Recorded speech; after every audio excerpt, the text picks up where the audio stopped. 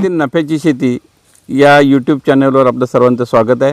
काळी मिरी या विषयावर आपण पूर्वी 3 व्हिडिओ केले, विस्तृत माहितीही दिली. तरीसुद्धा शेतकऱ्यांचे काही महत्त्वाचे प्रश्न आहेत आणि त्यांना जेव्हा प्रश्न असे वाटतात आणि त्याविषयी आपण त्यांना माहिती देणं हे क्रमप्राप्त आहे. म्हणून आपण प्राध्यापक शिंदे सर यांना निमंत्रित केलं आहे. आपण त्यांच्या बागेमध्ये आलो आहे. कोकणातील नफ्याची शेती या विषयावर आपण काळी मिरी विषयावरती यूट्यूबवर 3 व्हिडिओ अपलोड केल्यानंतर खूप शेतकऱ्यांनी माझ्या शेतावर सुद्धा मला भेटी दिल्या आणि खूप शेतकरी फोनवर सुद्धा खूप चर्चा करतात. आणखीन एकंदरीत काळी मिरी लागवडीचं जे वातावरण आहे ते चांगल्या रीतीने तयार झालं आहे असं मला वाटतं. आणखीन त्या दृष्टीने काही प्रश्न शेतकरी विचारतात. तो प्रश्न म्हणजे काळी मिरीची रोपं लावल्यानंतर बऱ्याच वेळा मरतात आणि त्याचं कारणं काय आहेत ती शोधून काढण्यासाठी आपण आजचा व्हिडिओ बनवतो आहे. आणखीन जेव्हा आपण काळी मिरी लावतो शक्यतो काळी मिरी ही पावसाळी हंगामात लावली जाते. साधारण 20 जून पाऊस चांगला सुरू झाला की काळी मिरी लावली जाते. त्यानंतर गवताची वाढ खूप जोरात होते. आणखीन त्या काळात जून जुलै महिन्यामध्ये शेतकरी किंवा मजूर हे स्वतःची भातशेती नाचणी लावण्यात व्यस्त असतात आणि त्यामुळे मजूर मिळत नाहीत ह्या जून जुलै महिन्यामध्ये. आणखीन मग जी लावलेली काळी मिरी असते त्याच्यावर गवताचं खूप मोठी वाढ होते आणि बहुधा ती काळी मिरी झाकली जाते. आणखीन जेव्हा आपण जुलै महिन्यात तणनाशक मारतो किंवा गवत नियंत्रणासाठी एक तर तणनाशक मारतो किंवा ग्रास कटर मारतो, तर ही जी लावलेली काळी मिरी आहे जेव्हा तणनाशक मारलं जातं तेव्हा ह्या काळी मिरी सकट मारलं जातं, कारण गवताने ती झाकलेली असते. आणखीन शेतकऱ्याचा नाईलाज होतो आणि मग काळी मिरी मरते. तणनाशकाला ही खूप प्रतिसाद देते आणि मरते काळी मिरी.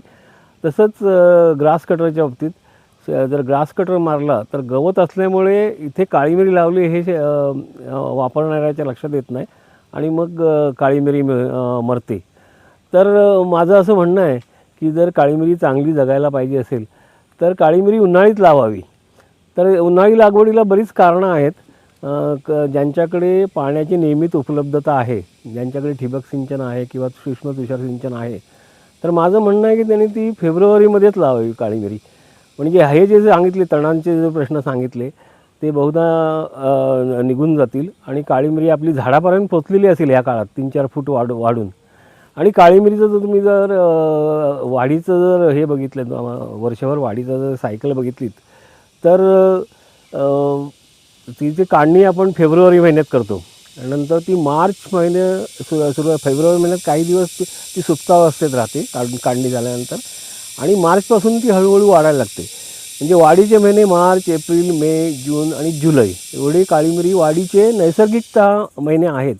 आणि मग त्या महिन्यात जर लागवड केली तर काळी मिरी पटकन वाढते आणि त्याचा फायदा शेतकऱ्याला मिळतो. एकदा तिने झाड धरलं की मग काळी मिरी सहसा मरत नाही. तर त्या दृष्टीने उन्हाळ्यात काळी मिरी लावावी असं माझं शेतकऱ्यांना मार्गदर्शन असेल. आणखीन ज्यांच्याकडे पाण्याची निश्चित सोय आहे, पाण्याचा पुरेसा साठा उपलब्ध आहे, त्यांनी खरोखरच मार्चमध्ये लावावी. तेव्हा मजूर उपलब्ध असतात, सगळ्याच गोष्टी चांगल्या असतात आणि काळी मिरीचा जो वाढीचा हंगाम आहे आणि त्यामध्ये जर काळी मिरी ह्याच्यामध्ये लावली. मी स्वतः गेली 3 वर्ष काळी मिरी उन्हाळ्यात लावतो. आणखीन 200, 300, 400 या वर्षी तर मी 400 काळी मिरी लावली आता, ज्याची झाडं राहिली होती त्यांच्यावर. आणि सगळी काळी मिरी मी उन्हाळ्यात लावतो. आणि मग उन्हाळ्यात काळी मिरी लावायची असेल तर काय काळजी घ्यायला पाहिजे याचा आपण एक आज माहिती घेऊ. आणखीन त्याप्रमाणे शेतकऱ्यांनी लावायचा प्रयत्न करावा. म्हणजे जी मी सांगितली तणांचा जो प्रश्न जो गांभीर्याने आहे तर तो कसा मर्यादित आणता येईल तेही आपण पाहू. सर, एक महत्त्वाचा प्रश्न असा आहे की उन्हाळ्यामध्ये आपण काळी मिरी लावावी असं आता सांगितलं, त्याची नेमकी पूर्वतयारी कशी करावी की जेणेकरून ती शेतकऱ्याला लावणं सोयीचं होईल? हां, मागे आपण यापूर्वीच्या व्हिडिओमध्ये पाहिलं आहे की काळी मिरी ही साधारण झाडापासून 2 फूट अंतरावर लावावी. म्हणजे खताची रिंग आणि झाडाचा बुंधा याच्यावर मध्यावर काळी मिरी लागली पाहिजे, कारण आपण काळी मिरीसाठी वेगळं खत देणार नाहीत. त्यांनी ते आहे खत ज्या मुख्य पिकाला घातलं जातं तेच खत त्यांनी घ्यायचं आहे. तर त्या दृष्टीने साधारण झाडापासून 2 फूट अंतरावर 1 फूट खोल 1 फूट रुंद 1 फूट लांब असा खड्डा पाडून घ्यावा. आणि मी मागच्या व्हिडिओमध्ये असं सांगितलं ते एकदा परत सांगतो की अर्धा गमेल चांगलं कुजलेले शेणखत, 250 ग्रॅम सिंगल सुपर फॉस्फेट आणि 40 ग्रॅम साधारण वाळवीची पावडर हे सगळं टाकून घ्यावं. आणि 250 ग्रॅम सिंगल सुपर फॉस्फेटसुद्धा टाकायला पाहिजे. तर ते सगळं टाकून झाल्यानंतर खड्ड्यात चांगलं मिश्रण करून घ्यावं. आणि हे मिश्रण झाल्यानंतर आपण जे खड्ड्याची आखणी करणार आहोत ती आपण जी लॅटरल टाकणार आहोत त्या लॅटरलच्या समांतर असायला पाहिजे. ही काळी जी नळी आहे दिसते बरोबर, ही टाकून घ्यायची आधी. आणि त्याच्यावर जो आपण ड्रिपर लावणार आहोत तर खड्डा पाडताना किंवा खड्ड्याची आखणी करताना तो ड्रिपर बरोबर त्या खड्ड्यावरच्या मध्यावर येईल याची काळजी घ्यायला पाहिजे. मग सुरुवातीला खड्डे पाडून घ्यावेत, लॅटरल पसराव्यात, बरोबर, लॅटरलला ड्रिपर लावून घ्यावा. साधारण 1 ड्रिपर सुरुवातीला ठीक होतो, कारण काय सुरुवातीला मुळांची वाढ कमी असते त्यामुळे 1 ड्रिपर बस होतो. आणि मग 1-2 वर्षांनी दुसरा ड्रिपर लावला तरी चालेल. व ही सगळी झाली पूर्वतयारी. खड्डा पाडलेला मिश्रणाने वगैरे भरला आहे आपण. आता अजून थोडासा भरला तरी चालेल. बस आता ड्रिपरच्या इथे असं मग पाणी टाकतोस तसं टाकून घे. जमीन ओली करायची. हां घे, अजून घे पाणी. हां साधारण एक 2 ते 3 लिटर पाणी खड्ड्यात जिरवून घ्यायचं. हां, आणखीन त्यानंतर पाणी जिरलं की मग झाडं लावायची आहेत. म्हणजे उन्हाळी हंगाम असल्यामुळे जमीन तशी सुकीच असते, त्याच्यामुळे ती बऱ्यापैकी ओली करून घ्यायला पाहिजे. हां नेहमीप्रमाणे पिशवी धारदार ब्लेडनी फाडून घ्यावी. आणखीन अशी तयार झाडं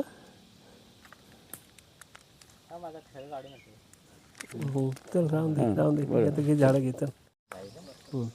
हां आता करा सुरुवात. दोन्ही झाडं खड्डा पाडून लावा हाताने. ड्रिपरच्या जवळ बस घे माती घे.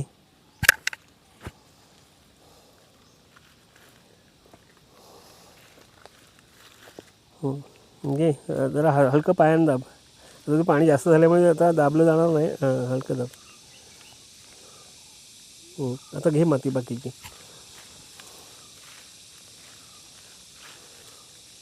ही सगळी घे माती घे. उंचवटा कर ना बुंदात. कर उंचवटा.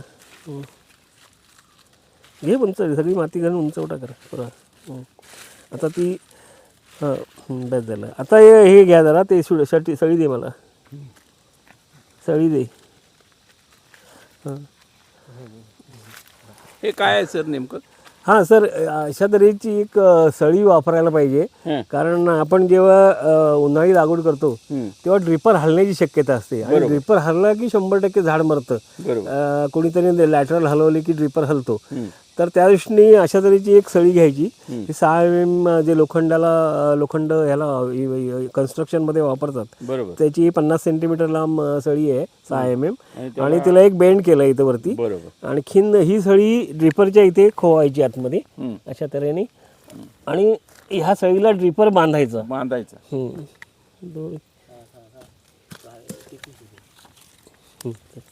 बांध इकडे हो ड्रिपर बांध.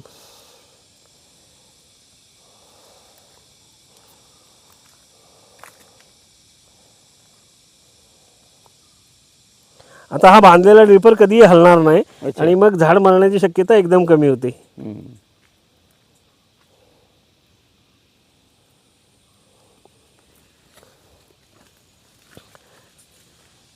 आपण जेव्हा झाड लावतो तेव्हा त्याला सपोर्ट बांधतो. आणि हा सपोर्ट आपण ह्या सळीलाच बांधणार आहोत. कारण हा जर मातीत ढवळला तर तो 6 महिन्यात कुजून जातो. आणि मग झाड शेवटी मोकळं होतं. तर त्यामुळे माझं असं म्हणणं आहे की हा सपोर्ट ह्या सळीच्या वर जो गोल केलेला भाग आहे त्याला बांधायचा. आणखीन त्यामुळे हा सपोर्ट हा 2 वर्ष तरी टिकेल. म्हणजे त्या सळीचा तसा बहुउपयोगी आहे. एक तर ड्रिपर धरून ठेवते आणि सपोर्टला हे करते. सपोर्टला आणखीन सपोर्ट करते. हे अशा तऱ्हेने झाडाला बांधायचं. आणखीन झाडाला बांधून झाल्यानंतर त्या सपोर्टला वेल बांधायची. बस अशा तऱ्हेने सगळं बांधून झालं की परत एकदा थोडंसं 1-3 लिटर पाणी घालायचं. जेव्हा उन्हाळी लागवड आपण करतो तेव्हा 2 वेळेला 3-3 लिटर पाणी घालायचं. एक खड्डा सुका असतो त्याला ओलं करून घ्यायचं आणि ओल्या जमिनीत काळी मिरी लावायची आणि त्यानंतर झाड लावून झालं की त्याला साधारण 3 लिटर पाणी घालायचं. असं घातलं की त्याची 2-3 दिवसाची पाण्याची जी गरज आहे ती भागते. आणखीन मग ते झाड 100% जगतं. वा. तर या प्रकारे मी यावर्षी 400 झाडं लावली. यापूर्वी पण झाडं लावलेत आणि माझा असा अनुभव आहे की पाऊस येईपर्यंत ते झाड इथपर्यंत जातं आणि इथे वरती गेलं एकदा झाडाला चिकटलं की ते मारण्याची शक्यता एकदम कमी होते. आणि मग अशी म्हटलं मी एक तर तणनाशकांनी झाड मरतं किंवा ह्यानी मरतं, आपल्या ग्रास कटर मारताना मरतं. अजून एक महत्त्वाची काळजी घेणं गरजेचं आहे ती म्हणजे काळं पॉलिथिन या झाडाच्या बुंदात टाकणे. म्हणजे हा उगवणार नाही. हां बर. हा साधारण 2 बाय 2 फुटाचा 300 गेजचा पॉलिथिनचा कपडा आहे. बर. हा बाजारात सहज मिळतो. आणखीन हा जर टाकला तर बुंदात गवतच येत नाही. हा कशा प्रकारे टाकायचा मी दाखवतो तुम्हाला.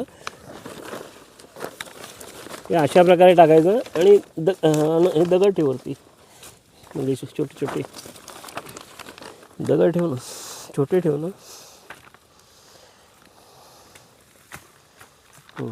म्हणजे आजूबाजूला गवत उगवू नये. हां, याच्या जवळ गवतच येणार नाही अशी आपण काळजी घ्यायची. आणखीन मग बाकी इथे लावलेली काळी मिरी एकदम सुरक्षित होते. हा 2 बाय 2 फुटाचा हे आहे. हां, 2 बाय 2 फुटाचा पॉलिथिनचं कापड आहे. त्याला आपण इथे मधी फाडलं आहे थोडंसं. हा, बरोबर आहे. हां, म्हणजे आतमध्ये जाण्यासाठी. आणखीन असं जर केलं तर एवढ्या भागात आता गवत कधी येणार नाही. बरोबर. आणखीन मग काळी मिरी सुरक्षित झाली. तर हा महत्त्वाचा बारका होता, मला तो शेतकऱ्यांना सांगायचा राहिला होता आणि तो सांगणं गरजेचं आहे असं मला वाटत होतं. त्यामुळे आजचा छोटासा व्हिडिओ आपण केला. जर अशा तऱ्हेने केलं तर आणखीन तुमची जून जुलै महिन्यापर्यंत काळी मिरी झाडापर्यंत गेली तर ती काळी मिरी सुरक्षित झाली.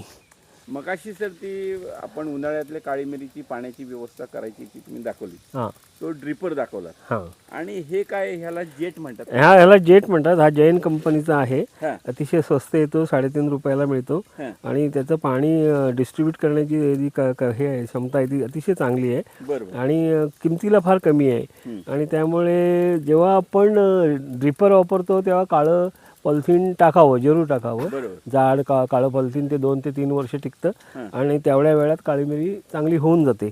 पण जेव्हा आपण जेट इरिगेशन वापरतो असं की जे पाणी स्प्रिंकल करतं तर तेव्हा बाकी आपलं विडमॅट वापरायला पाहिजे. 2 फूट बाय 2 फूट आकाराचं विडमॅट वापरायचं. आणि ह्या विडमॅटमधून पाणी खाली जातं. हा त्याचा मोठा फायदा आहे. तर त्यामुळे अशा तऱ्हेने मगाशी टाकलं तसंच टाकायचं ते आणि त्याच्यावर दगड ठेवायचे कडेला हलू नये म्हणून. आणि मग त्यामुळे झाड चांगलं वाढतं. आणखीन तणांचा प्रादुर्भाव त्याला होत नाही. निदान 4 चौरस फूट भागात तरी तणं येणार नाहीत. आणखीन मग काळी मिरी वाचून जाईल. ह्यातून पाणी खाली जाणार आहे. ते जे पाणी पडतंय ना त्याच्यावर ते खाली जाणार आहे. त्यामुळे जेव्हा आपण जेट इरिगेशन वापरू तेव्हा विडमॅट वापरणं गरजेचं आहे. आणि जेव्हा ड्रीप इरिगेशन वापरू तेव्हा काळं पॉलिथिन याचं कारण असं आहे की हे विडमॅट थोडं महाग आहे आणि त्यामुळे जर आपली उत्पादन खर्च कमी व्हावा त्या दृष्टीने शक्यतो काळं पॉलिथिन वापरावं असंच माझं मत आहे. पण जिथं जेट इरिगेशन आहे तिथे आपल्याला इलाज नाही, तिथे आपल्याला विडमॅटच वापरायला लागेल. कारण ते सच्छिद्र असतं आणि त्याच्यावर पडलेलं पाणी हे खाली जाऊ शकतं. सर तुम्ही आता ह्या विडमॅट टाकण्यापूर्वी इथे काही चुरा आहे झाडांचा, ते नेमकं काय आहे ते जरा. ते आम्ही आमच्या फार्मवर श्रेडर्स वापरतो. बर. आणि जेवढं बायोलॉजिकल वेस्ट आहे म्हणजे सेंद्रिय कचरा म्हणजे झापं सोडणं किंवा कापलेल्या झाडांच्या फांद्या ह्या सगळ्या त्या श्रेडरला लावून बारीक करतो आणि मग ते झाडाच्या बुंदात टाकतो. आणि फार मोठ्या प्रमाणात सेंद्रिय खताचा पुरवठा म्हणजे सेंद्रिय पदार्थांचा पुरवठा झाडाला होतो. आणि मग जमिनीचा जो सेंद्रिय कर्ब आहे तो वाढून जमिनीची म्हणजे सुपीकता वाढते आणि नंतर चांगले सूक्ष्म जीवाणू तयार होतात आणि संपूर्ण मग उत्पन्न झाडांचं सुधारतं.